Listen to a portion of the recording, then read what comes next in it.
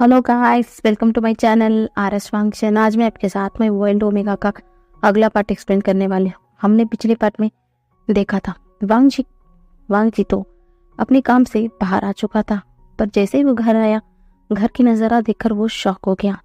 Julio Bing के साथ गलत करने की कोशिश कर रहा था, पर वांग जी ऐन मौके पर आकर सब कुछ संभाल लिया, पर गुस्से में बिंग को जाने के कह दिया। और ऊपर से उसे जूलियो की सच्चाई भी पता चल गया।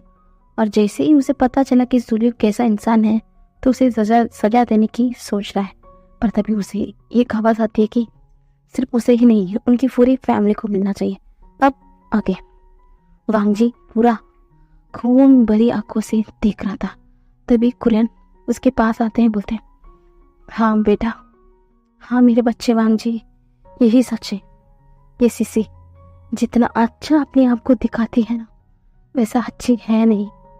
मैं बताता हूँ कि इसकी सच्चाई क्या है। तो अब छोटा सा क्या बोलते हैं, जो सच इन्हें पता चला है, अब वो सच्चाई वो वांग जी को बताने वाले हैं। अब वो बोलते हैं कि तुम्हें पता है तुम्हारी फादर और मदर की शादी कैसी हुई? तो तभी वांग जी अपने सर को नोट करता है।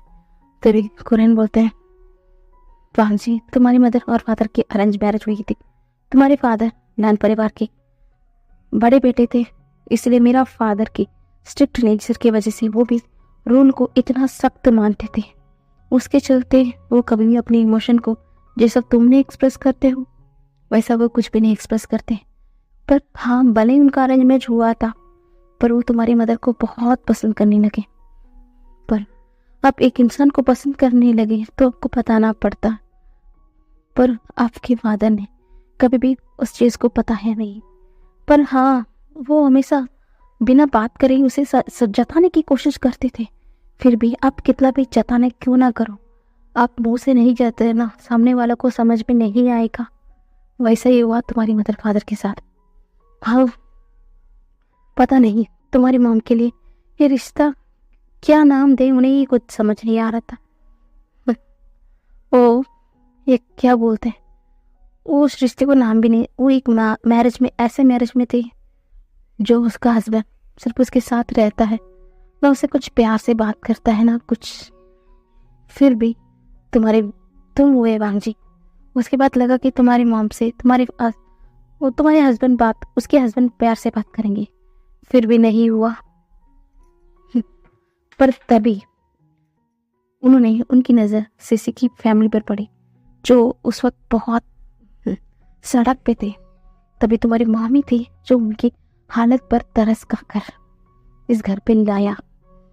पता है तुम्हारे फादर क्यों अग्री हो गए थे? क्योंकि ये उसकी वाइफ की इच्छा थी।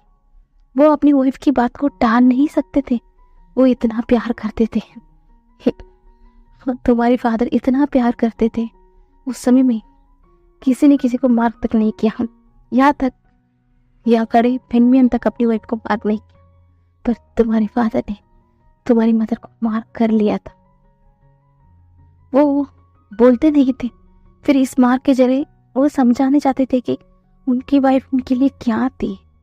वो उनके लिए बहुत प्रेशियस थी। इस सोसाइटी जो कुछ ओमेगा को लेकर विचार रखता था, उन्हें उसकी परवाह नहीं है। उनके लिए उनका ओमेगा उनकी जान से भी ज्यादा प्यारा है।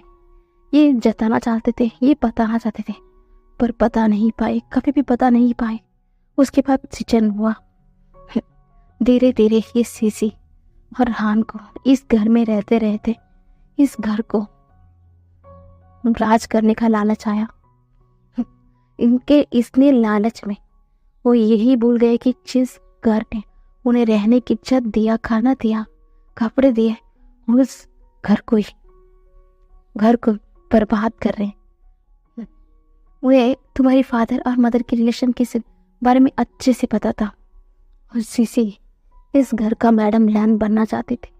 इसीलिए उसने एक ऐसा दवाई लिखे दिया जिसके चलते तुम्हारी मदर हमेशा डिप्रेशन, थोड़ा थोड़ा बीमार पड़ने लगी। वो इस अलग तरीके का स्लो पॉइजन था, जिसके चलते तुम्हारी मदर धीरे धीरे मौत के मुंह पर जा रही थी। उसके दिमाग में हमेशा सीसी यही कहती थी कि उस दिन उसके हस्बैंड ने सिर्फ रिट में क्या बोलते हैं अग्रेसिव होकर अल्फाबेट कर दिया।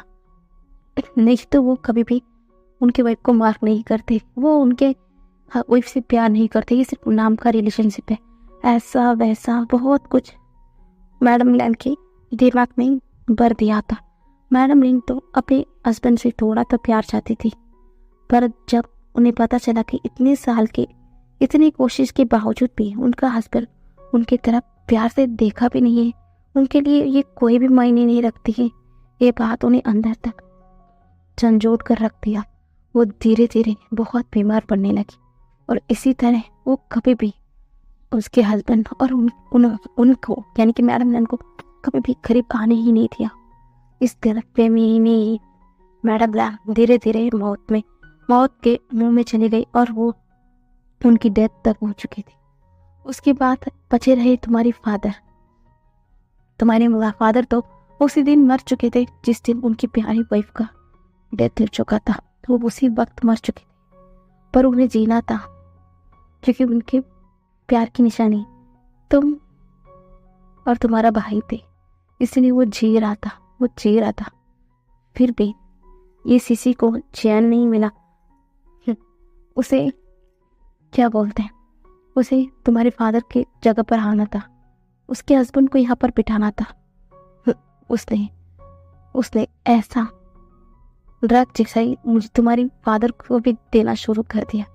वो भी धीरे धीरे ये बनने लगे कि उनके हस्बैंड कितने अच्छे थे, वो अपनी वाइफ को कितना प्यार करते थे, पर उनकी वाइफ देखो कितना अनग्रेटफुल है। वो कभी भी अपने हस्बैंड को प्यार नहीं करते रहे।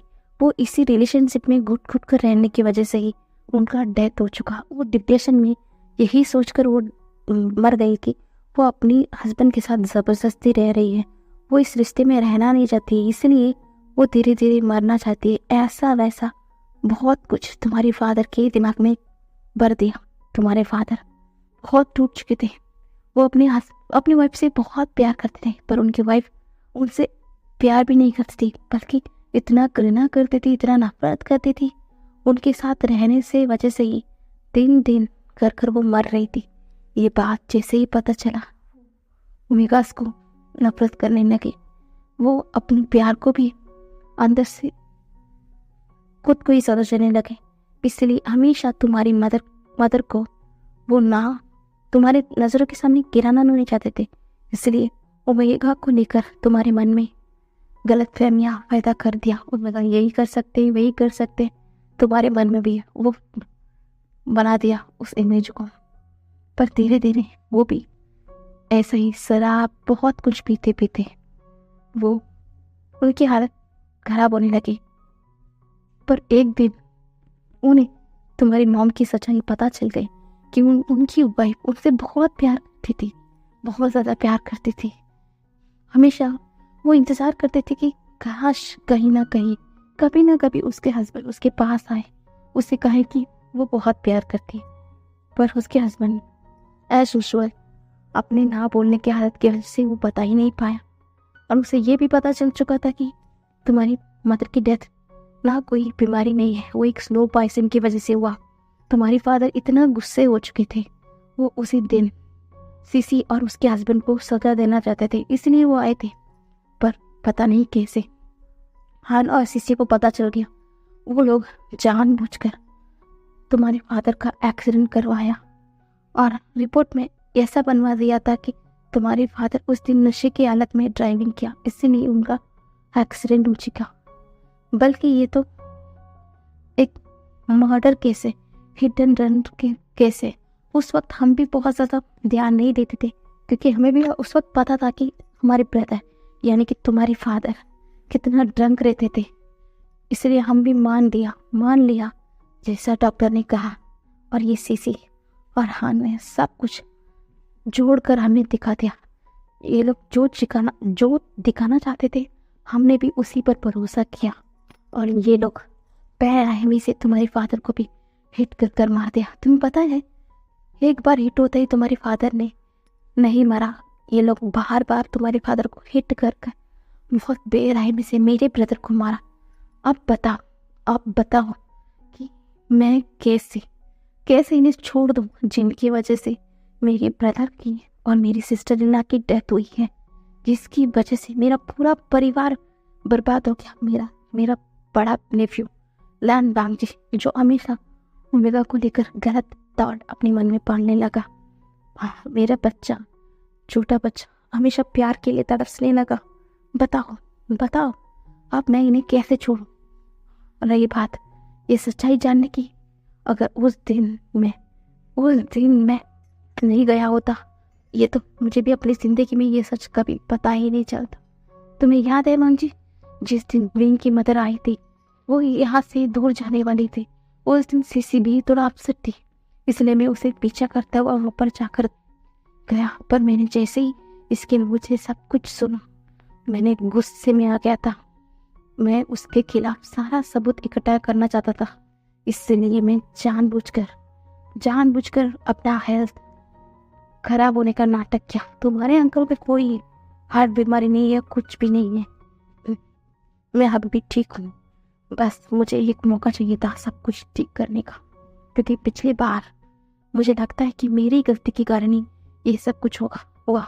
मैं पिछली बार अपने ही परेशानियों की वजह से ना पछता, अपने घर के ऊपर भी थोड़ा ध्यान देता, तो इतना कुछ नहीं बदलता, इतना कुछ नहीं बिगड़ता। पर कहीं ना कहीं तुम्हारे मदर फादर ना रहने के पीछे मैं भी एक जिम्मेदार हूँ, इसलिए मैं अपनी गलती को सुधारना चाहता था। हाँ, मुझे पता जब मेरा बीमार हो जाऊंगा तो खुद ब खुद तुम सॉफ्ट हो जाओगे, जैसा मैं जानता था। मेरा वांग जी कितना भी सख्त क्यों ना हो, अंदर से वो अभी भी एक मासूम सा बच्चा है, बहुत बच्चा। वो कितना भी सख्त क्यों ना दिखा दे, वो अभी भी बच्चा है, ये मैं जानता था। वांग जी मेरे बच्चे, तुमने वैसा ही किया जैसा तुम्हारे अंकल ने चाहा। मैंने विंग की मदद से तुम्हारे ब्रदर कहाँ है पता लगा लिया। मैंने तुम्हारे ब्रदर को बताया। तुम ये मत सोचना कि मैंने तुम्हारे ब्रदर को बताया, तुम्हें क्यों नहीं बताया। वांग जी मेरे बच्चे, तुम गुस्से रहो। अगर तुम्हें इतना बड़ा सच्चाई पता चलेगा, तुम एक पल में ही इन्हें खत्म कर दोगे। पर मैं नहीं चाहता ये लोग एक ही फन में खत्म हो, वो धीरे धीरे टैप कर मरे, जैसा मेरा ब्रदर और सिस्टर इन लॉ मरे। और मैं इन्हें पूरा समाज के सामने दिखाना चाहता हूँ, ताकि कोई और एक इंसान ऐसा पैदा ना हो जो अपने ही घर में अपने ही लोगों को डस ले। इसलिए मैं इनके खिलाफ सबूत चाहता था। तुम्हारे ब्रदर के साथ मुझे मिला, वो भी बहुत गुस्सा था, फिर भी वो कामली सब कुछ हैंडल करने लगा, बहुत कामली हैंडल करने लगा। हमने इसमें नी मेंजे को भी साथ में ले लिया। और मैं नहीं चाहता था वहीं भी तुम इनमें पढ़ो, मैं चाहता था कि तुम अपने ओमेगा के हैप्पी लाइफ बिताओ। तुमने बचपन से आज तक बहुत कुछ हमारे लिए कर चुकी हो, इसलिए इस बार ये सब कुछ ठीक करने की बारी हमारी थी। मैं चाहता था कि आप तो मेरा बच्चा हैप्पी लाइफ डिजर्व करता है ना, वो इन सब मामलों में ना पड़े। हम है ना, हम सब कुछ हैंडल कर लेंगे। यही सोचकर हमने तुम्हें नहीं बताया वांग जी, गलत मत समझना। हमने जानबूझकर तुम्हें और विंग को यहाँ से बाहर भेजा ताकि तुम अपने ओमेगा के साथ टाइम स्पेंड करो, और हम यहाँ सब कुछ हैंडल कर लेंगे। जैसे तुम यहाँ से गए, हमने सारे घर में सीसीटीवी कैमरा फिक्स कर दिया, सब कुछ फिक्स कर दिया। और इसके चलते हमें पता लग चुका था कि ये लोग क्या क्या कर रहे हैं, ये लोग कैसे तुम्हारी मदर को मारा है, सब कुछ हमें पता चल चुका। और ये है इनकी साइड पार्टनर, जो लोग भी इनके गलत काम में साथ दे रहे हैं, हम उन्हें भी पनिश करना चाहते थे, इसलिए हम शांत थे बेटा, शांत है। ये लोग थे इतना गिर चुके, जैसे तुम्हारी मदर को मारा वैसा ही ये लोग यानी को भी मारना चाहते थे, और इनको एक मौका चाहिए था यानी को मारने के लिए। जैसे उन्हें पता चला कि यानी प्रेग्नेंट है, उसे अब टैबलेट लेने की ज़रूरत है, वो लोग टैबलेट को अदला बदली कर दिया। ये लोग सीसीटीवी ऐसे बोलकर वो सीसीटीवी सब कुछ दिखा रहे थे। वांग जी एकदम खामोश बैठकर सब कुछ एकदम सुन रहा था। सीसी तो एकदम शॉक हो गई थी, वो तो ना हिल पा रही थी ना कुछ बोल पा रही थी। वांग जी के सामने सब लोग सबूत को एक एक कर फेस कर रहे थे। वांग जी सब देख रहा था, वो क्या एक्सप्रेस करे, वो खुद ही समझ नहीं पा रहा था कि वो यहाँ पर भी क्या बोले, क्या बोल पाएगा। वो बिना कुछ बोले सिर्फ सामने देख रहा था। तभी कुरन बोलते हैं, मुझे माफ कर देना बेटा, इतनी बड़ी सच तुम्हें आज पता चला है, पर मैं क्या करता, मैं इन्हें इनकी औकात दिखाना चाहता था। ये लोग तो सिर्फ यहाँ पर एक गेस्ट बनकर आए थे, इन्हें क्या लगा ये नैन परिवार उनका है, उन्हें उनकी सही औकात दिखाना चाहता था। ये लोग सिर्फ तुम्हारी मान की एक अच्छी दिल की वजह से, क्या बोलो, एक इंसानियत के तौर पर ही यहाँ पर रह रहे हैं। पर ये लोग उस इंसानियत की, जिस औरत ने इनके लिए इतना अच्छा सोचा, उन्हें ये डस लिया। ये तो कहीं ये सांप से भी गए गुजरे हैं बेटा, और इन लोगों को जैसे इंसान को हम घर में पाल नहीं सकते। बताओ तुम क्या करना चाहते हो। अब वांग जी एकदम खड़ा हो जाता है। वो यहाँ पर कुछ भी नहीं बोलता, कुछ भी नहीं बोलता। वो एकदम खड़ा हो जाता है। वो खड़ा होकर बोलता है, सीसी, ऐसा बोलता है। सीसी अपने नाम को वांग जी के मुंह में आंट ना सुनकर वो एकदम कपकपा जाती है। वो अपने सर को नीचे झुकाई हुई थी। तभी वांग जी बोलता है, तुम्हारी हिम्मत कैसे हुई, तुम्हारी वजह से ये सब कुछ हुआ। इसका मतलब तुम ही तो थी जिसने मेरी मदर को मारा है, मेरे फादर को, मेरा पूरा परिवार को बिगाड़ा है। तो हम तुम्हें नहीं छोड़ेंगे, अब तुम मौत के मुंह पे जाएगी। ऐसा बोलकर वो गुस्से में देख रहा था। जो सीसी अब तक सो शांत थी, वो एकदम कैजुअली बोलते, अच्छा क्या कर लोगे तुम, क्या कर लोगे तुम। ओ अच्छा, अपना लैंड परिवार की पावर की वजह से तुम मुझे नुकसान पहुंचाओगे, ऐसा नहीं हो सकता। हाँ, मैंने तुम्हारी मदर को मारा तो क्या हुआ। हाँ, भले ही उसने इंसानियत के तौर पर हमें बुला लिया, तो क्या हुआ। मुझे पावर चाहिए थी जो तुम्हारी मदर कैरी करती है। तुम्हारा फादर वो बेवकूफ, कभी भी अपने मन की बात मुंह से नहीं बोल पाया था। इसके चलते तुम्हारी मदर और फादर के बीच में बहुत ज़्यादा मिसअंडरस्टैंडिंग होने लगी, और हम उस चीज़ का खूब फायदा उठाया। तो हमने क्या गलत कर दिया। और हाँ, अब तुम कुछ भी नहीं कर पाओगे। तुम्हारा आधा से ज़्यादा प्रॉपर्टी हमने चुपके से हमारे नाम कर लिया है, तो तुम कुछ भी नहीं कर सकते मंजी। और एक बात, तुम हमें अब जेल भेजोगे, ठीक है कोई बात नहीं, और जैसे ही तुम भेजोगे ना, हमें पता है कि वापस कैसा निकलना है। तो ऐसा बोलकर वो पागलों की तरह हंस रही थी। तभी कुरैल एकदम बाहर आता है और एकदम खींच कर चाटे पर चाटे मारता है। सीसी एकदम शॉकिंग देख रही थी। तभी कुरैल दांत पीसते बोलता है, अच्छा तुम्हें ऐसा लग रहा है तुम हमारा प्रॉपर्टी को अपना बनाओगी, हम देखते रहेंगे। तुम्हें क्या लगता है जिस दिन मुझे तुम्हारी सच्चाई पता चली, उस दिन क्यों मैंने एक्शन ना लेकर इतना दिन बाद लिया। क्योंकि मैं अच्छे से जानता था तुमने कितनी चालबाज के साथ तुमने मेरे ब्रदर को और मेरी सिस्टर इन लॉ को रास्ता से हटाया है।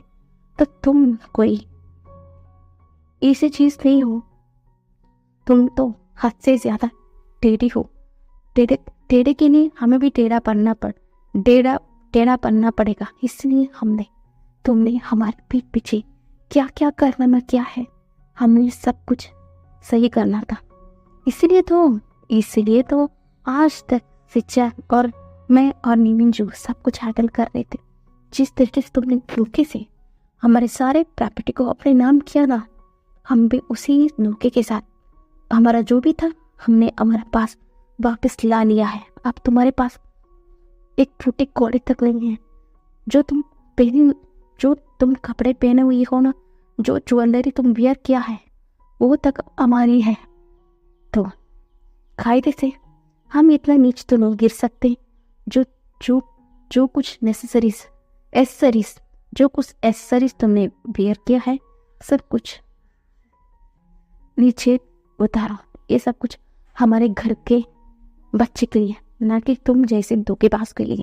ऐसा बोल गुस्से में ताड़ता है। अब सीसी धड़ाम से नीचे बैठ जाती है। अब सचिन आगे आते हैं, बोले क्या लगा आपको? आप आप आप छीनेंगे हमारे प्रॉपर्टी हमसे? हमें क्या आपने इतने इजी समझ के रखा है क्या? हमने हमारा सब कुछ हमने वापस पा लिया है। आपके पास कुछ भी नहीं है और हमने ये सब कुछ पुलिस के पास हैंड ओवर कर दिया है। और रही बात इस ड्रग्स की, जिन जिन लोगों ने आपको सप्लाई करते हैं ना, हम उन पूरे सर्कल को ढूंढ लिया है और इस सर्कल के बारे में पुलिस को भी पता चल चुका है। इसलिए अब वो लोग भी आपके साथ जेल में चढ़ेंगे। हाँ, क्योंकि उन लोगों ही थे ना जो लोग आपको ड्रग्स सप्लाई किया, वो मेडिसिन सप्लाई किया, तो वो लोग भी इस दुनिया में अभी नहीं रहेंगे, वो भी यहाँ से अब जाएंगे। ऐसा बोलकर गुस्से में देख रहा था और हाथ तो धड़ाम से बैठ गए थे। तभी सीसी अब घुटने पे बैठते हुए नहीं नहीं, मैं मानती हूँ, मैं मानती हूँ मैंने गलत किया, प्लीज मुझे एक मौका दे दो, मैं कुछ नहीं करूँगी।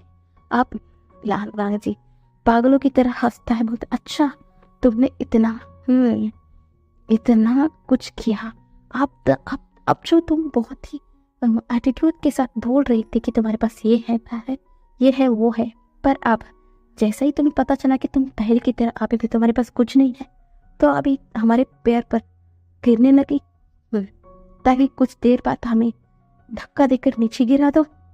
और हाँ, वो हमारे मदर फादर थे, बहुत काइंड थे, इसलिए तुमने उनका बहुत खूब फायदा उठाया। पर अब हमने तो तुम कभी भी हमें अभी उल्लू नहीं बना सकते, अब तुम सीधा जेल पर सड़ोगी, ऐसा बोलता है। तभी वांग जी खड़ा होता है, बोलता है अब मैं इन्हें एक बार भी नहीं देख सकता, ये लोग जेल में जाएंगे। तभी एक आवाज आती है, ऐसा बिल्कुल नहीं हो सकता। ऐसा बोलकर वो गुस्से में बोल रही थी और जैसे ही सबकी नजर वहां पर जाती ना, वहां पर जिया यानी कि गले पर चाकू रख दिया था। वो बोलती है सचिन का, मुझे नहीं पता मेरी मदर क्या किया है और क्या नहीं, मुझे सिर्फ आप चाहिए सचिन का। अगर आप मेरे नहीं हुए तो मैं किसी को भी आपका होने नहीं दूंगी, किसी को भी होने नहीं दूंगी, और इस यानी को तो बिल्कुल नहीं। आप सिर्फ मेरे हैं सचिन का, आप सिर्फ मेरे, आपको मैं किसी की करीब भी नहीं आने दूंगी, किसी के करीब भी नहीं। आप सिर्फ मेरे हैं, सिर्फ मेरे हैं। पर हाँ, यही हम दोनों के बीच में आने की कोशिश किया ना, तो अब ये इस दुनिया में नहीं रहेगी। मैंने कितना कोशिश किया कि इसे मार दूं, इसका मतलब उस मेडिसिन को इसने नहीं लिया तो अब ये जिंदा रहेगी, तो मैं तो अब इसे जिंदा नहीं जाने दूंगी। ऐसे बोलकर वो उस चाकू को और ज्यादा प्रेस करने की कोशिश कर रही थी और सचिन गुस्से में बोलते कुछ मत करो। अब सीसी तो पूरा डर चुकी थी, उसका बेटी सब कुछ और ज्यादा मिस्टेक कर दिया है। अब वो अपनी आंखों को बंद कर लिया था। सीसी बोलती है जिया छोड़ दो, जिया छोड़ो उसे, पर जिया तो किसी की बात सुनने नहीं वाली थी। सीसी और ज्यादा उसे चाकू अंदर दबाने ही वाली थी। तब तक हमारे जो पीछे से यू है एकदम कुछ वास लेकर उसके सर पर मार देते हैं। उसके चलते जिया वहीं पर धड़ाम से नीचे गिर जाती है। अब सीसी चीखते हुए बोलती है जिया मेरी बच्ची, तुम्हें क्या हुआ? ऐसा बोलकर वो चिल्ला रही थी। एकदम मैडम यू आती है और अपनी बेटी को अपने गले से लगा लेती है, बोलती मेरी बच्ची तुम ठीक हो?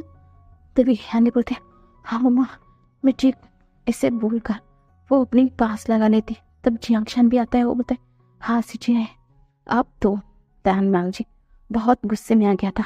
वो बोलता है आप तो, मैं आप सबको यहाँ पर रहने भी नहीं दूंगा, आपकी सजा, मौत की सजा मिलेगा आपको, और आप पल पल मरोगे, इसका गारंटी मैं देता हूँ। ऐसा बोलता है। तभी नीमिन जी को इशारा करता है। नीमिन जो कि एक इशारे से जो भी पुलिस बाहर थी वो अंदर आ जाते हैं। उन सबको गिरफ्तार करके वहाँ से ले जाया जाता है। और हमारी जो यानी है थोड़ी देर में वो बेहोश हो चुकी थी। तभी कुरन्ना घबरा जाते, बोलते क्या हुआ, इसे क्या हुआ? तभी वहाँ पर जो हमारी यू बोलती है इतना सब प्रेशर होने की वजह से शायद वो बेहोश हो चुकी हैं। एक बार तो रेस्ट करेगी तो ठीक रहेगा, ऐसा बोलकर जो हमारी यू है वो उसे लेकर अलग से कमरे में चली जाती है। उसके पीछे पीछे जंगशा, मिंग्याओ और फेनियन भी चले गए थे। अब सिर्फ हॉल पर कुरैन और वांगजी और सिचन करे थे। तभी वांगजी बोलता है मिंजू, तो मिंजू एकदम पास जाता है। तभी वांगजी बोलता है, इन्होंने मेरी मदर के फादर को धीरे धीरे पॉइजन दिया है ना, मुझे उस पॉइजन को दे दो मेरे हाथ पे। तभी वे मिंजू उस पॉइजन को वांगजी के हाथ में देता है। तभी वांगजी बोलता है, जिस तरीके से मेरी मदर को सफर करके मारा है, मैं चाहता हूँ कि वो लोग की सब लोग मरे।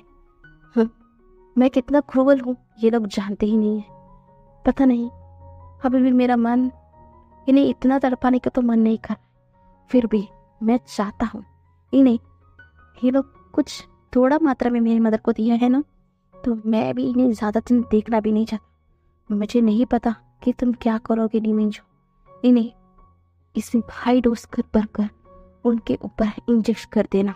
वो लोग जेल में सड़ेंगे भी, और हाँ वहाँ पर हमारे आदमियों को भी भेज देना और इस पॉइजन को भी इंजेक्ट कर देना उनके ऊपर।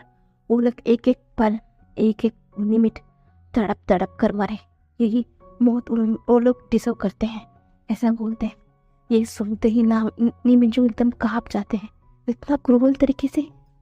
तो वो एकदम अपने आप को शांत करते बोलते हैं, जी बॉस आप चिंता मत कीजिएगा, हम कल के कल हम वहाँ पर जेल में हमारे आदमियों को भेज देंगे और इस पॉइजन को भी इंजेक्ट कर देंगे।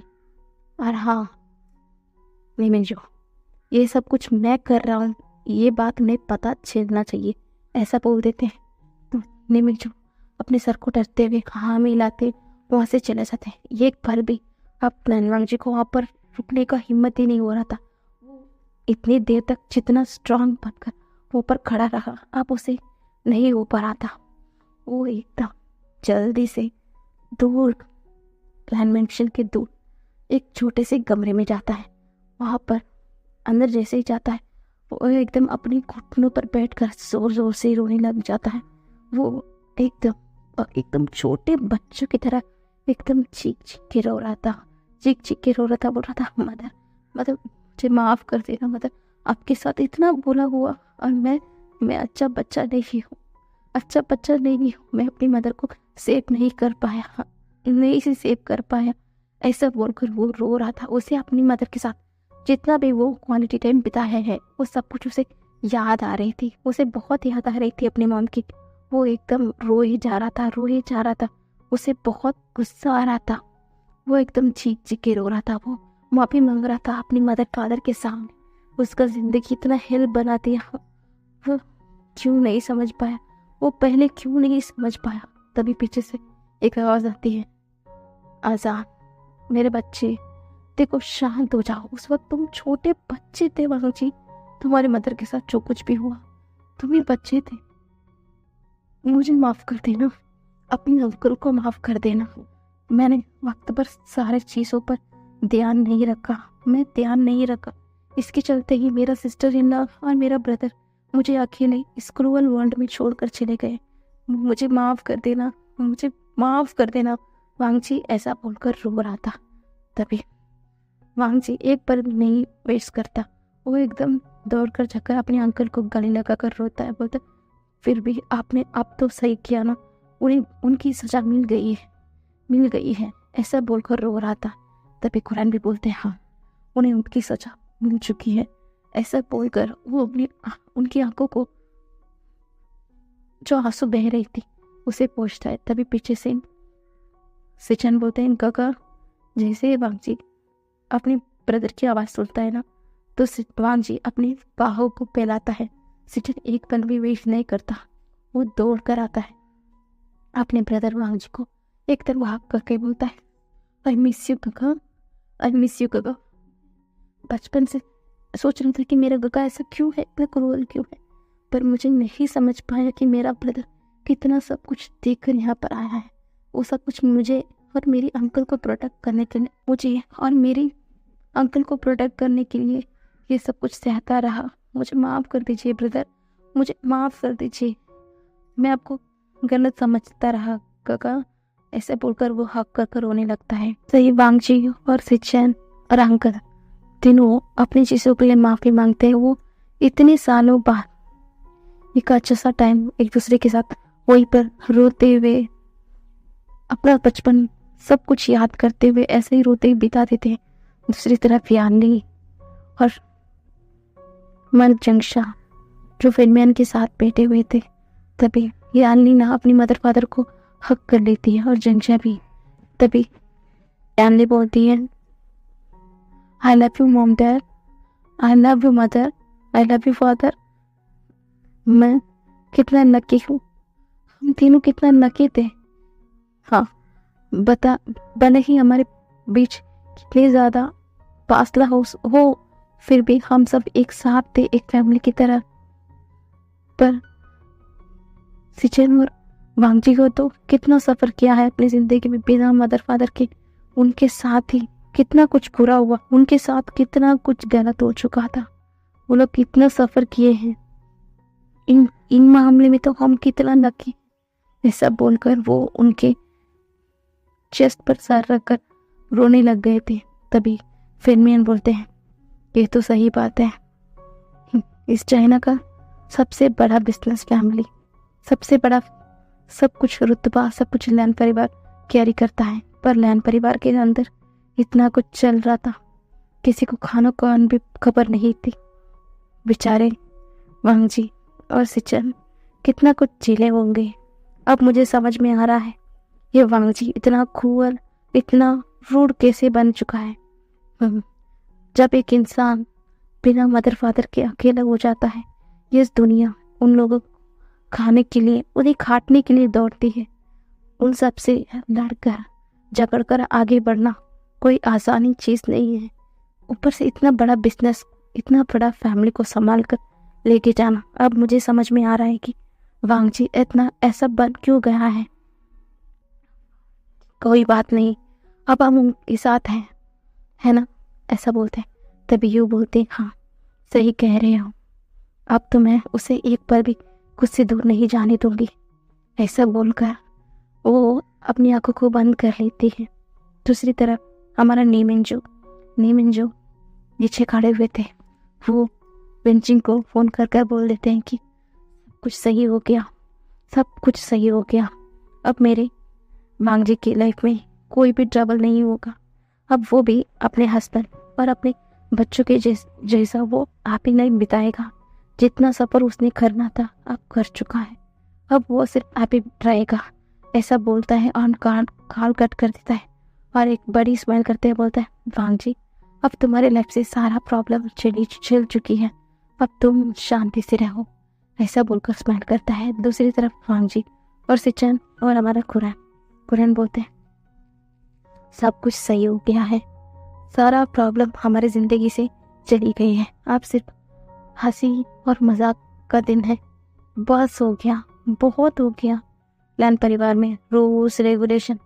वांगजी एक बात याद रखना बेटा, रूल्स अपनी ज़िंदगी में चाहिए पर इतना भी नहीं, वो रूल्स ही एक इंसान को बांध कर रखते हैं, ठीक है ना।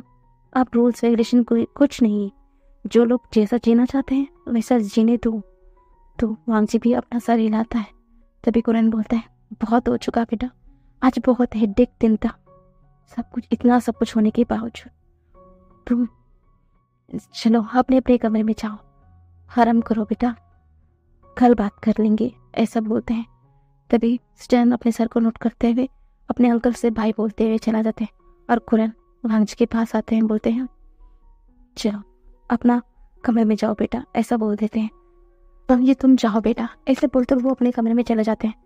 अब वांगजी अपने कमरे में जाता है, विंग को देखता है, विंग वहाँ पर नहीं था। तभी उसे याद आता है, हाँ उस जूलियो की वजह से उसने विंग के ऊपर गुस्सा किया, उससे ये कह दिया ना कि विंग यहाँ पर नहीं रहे, उसकी आंखों से दूर चला जाए। उसी वक्त तो विंग वहाँ से चला गया था। हाँ शायद विंग उसके ऊपर गुस्सा होगा उसके बात ना सुनने की वजह से। बस अब वो विंग के पास नहीं जाएगा। कल सुबह होते ही वो विंग को मना लेगा, वो यहीं पर है, कहीं पर होगा, वो विंग को मना लेगा, यही सोचता है। हाँ, पर उसने अभी तक विंग को देखा नहीं है। ठीक है, बस अब सब कुछ ठीक है, तो वो विंग को भी मना लेगा, अपना प्यार का भी इजहार कर देगा। वो कल सुबह विंग से बात करेगा। यही सोचकर वो एकदम इतना सब कुछ होने के बाद अपने ही सोच में डूब कर वो वहीं पर सो जाता है। बस आज का पार्ट इतना ही गाइस, हम कल देखेंगे। वांगजी तो विंग को ढूंढ रहा है, पर क्या विंग यहीं पर है या कहीं चला गया है, हम कल देखेंगे। बस अब मैं चाहे तो 1 पार्ट या 2 पार्ट में इस स्टोरी को ख़त्म कर दूंगी गाइस। Bye bye guys.